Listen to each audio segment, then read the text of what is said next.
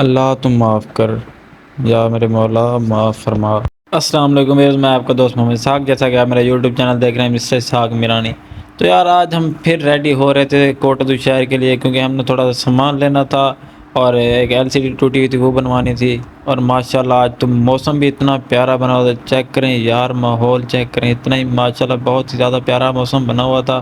तो भैया हम निकल पड़े कोटद्दू के लिए, दोनों कज़न और मैं।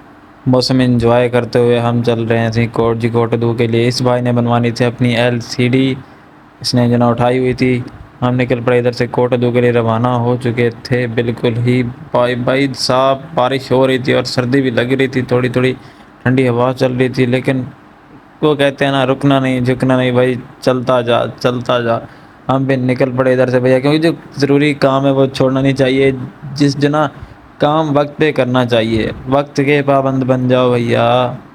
तो भाई साहब आजकल वैसे भी जो ना पेपर चल रहे हैं 9th क्लास के, और हम गुजर रहे थे तो रास्ते में स्कूल वाले बच्चों को छुट्टी हो रही थी और बच्चे बहुत ही बेचैन थे घर जाने के लिए। आप देख सकते हैं जनाब, आज जा रहे हैं बंदे, बच्चों को लेकर जा रहे हैं। जैसे आप और हम छोटे जो होते थे ना, तो स्कूल टाइम हमें जल्दी होती थी यार, जल्दी छुट्टी और हम घर जाएं। तो इसी तरह तो भैया सामने वाले भाई के काम चेक करो, कार वाले के सेंटर में उसने गाड़ी खड़ी कर दी, दलील करके रख दिया भाई ने तो हमें।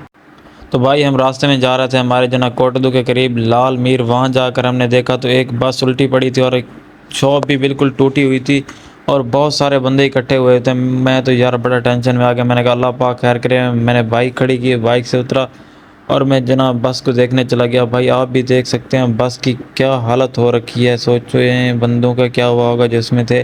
तो मैंने जाकर जो ना भाई बैठे थे सामने बैठे हैं, मैंने इनसे पूछा, और जो सामने भाई खड़ा मैंने इसे पूछा, मैंने कहा भाई क्या हुआ है, क्या मसला है, किस तरह से ये सब हुआ है, बंदे तो बच गए ना।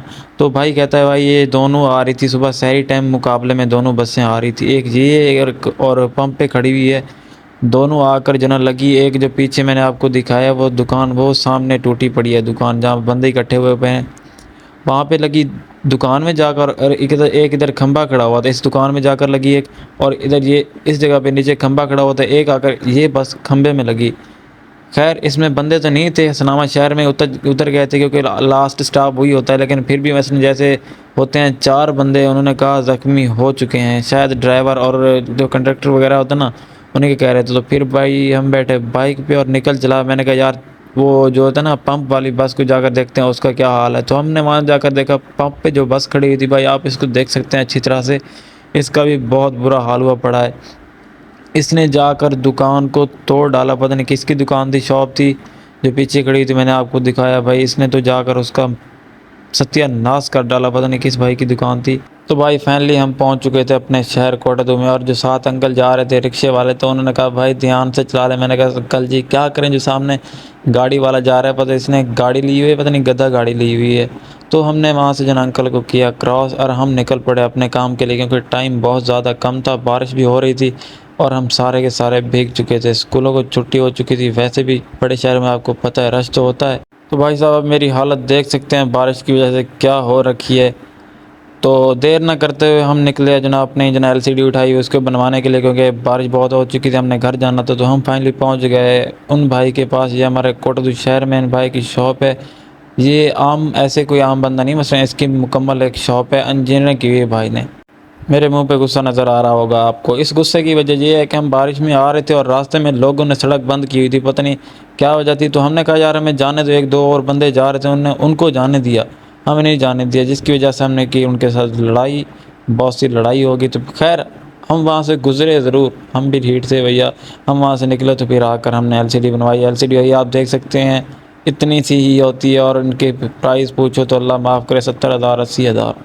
तो भाई जो हमारी पुरानी वाली एलसीडी थी उसका पैनल अंकल ने उतार कर उसको रिपेयर करने के लिए लिया है। तो मैंने कहा यार दिखा दें आपको कैसे रिपेयर होता है, मुकम्मल इंजीनियरिंग की हुई है अंकल ने, माशाल्लाह बहुत ही अच्छा सिस्टम है इनका। हमारे कोटद्दू शहर में बहुत ही फिट करके उन्होंने हमारी एलसीडी बना दी। तो फिर हम वहाँ से निकले क्योंकि हम लेट हो रहे थे और नमाज का टाइम भी हो चुका था। मैंने कहा यार 7 बजे पहले चलते हैं, नमाज़ पढ़ते हैं। उन्होंने कहा ठीक है चलो। तो वो कुछ अपना जनाब मैसेज वगैरह कर रहे थे, बात कर रहे थे कोई। तो मैंने कहा क्यों ना जाकर पहले अपनी शक्ल देखी जाए। जब मैंने जाकर देखा तो भाई हाल देखने का नहीं हुआ, क्योंकि बारिश में हम आए और मैंने जो ना सर के ऊपर कुछ नहीं पहना हुआ था, टोपी तो मैंने अब आकर पहनी है। तो वही टाइम वेस्ट ना करते हुए मैं वहाँ से निकला, मैंने किया वज़ू। वज़ू करने के बाद मैं मस्जिद के अंदर दाखिल हो गया। माशाल्लाह बहुत ही ज़्यादा प्यारी मस्जिद थी, छोटी सी मस्जिद थी। अल्लाह का घर चाहे छोटा हो बड़ा हो, अल्लाह का घर अल्लाह का घर होता है। तो हमने जाकर वहाँ जना नमाज अदा की।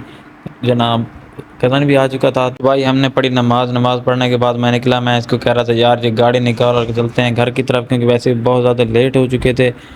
बारिश भी और हो रही थी और मौसम भी बहुत ज़्यादा ख़राब था। तो भाई हमने निकाली अपनी गाड़ी, निकल पड़े घर की तरफ। आप देख सकते हैं ये हमारे कोटद्दू शहर में मॉल बन रहा है, कोटद्दू मॉल। माशाल्लाह काम जारी है। और फिर से आप देख सकते हैं जब हम वापस आए ना, ये सामने वाली शॉप टूटी हुई थी, इसी को ही जो ना इसमें जाकर वो लगी बस। फिर वहाँ से मैं आया, मेरी हालत ख़राब थी। मैंने आकर अपने कज़न की शॉप में बैठा और अपने बालों को सेट करवाया। माशाल्लाह बिल्कुल ओके हो गया। तो आप उसकी शॉप भी देख सकते हैं। बाकी आज का व्लॉग करते हैं एंड, मिलते हैं अगले व्लॉग में। अल्लाह हाफ़िज़।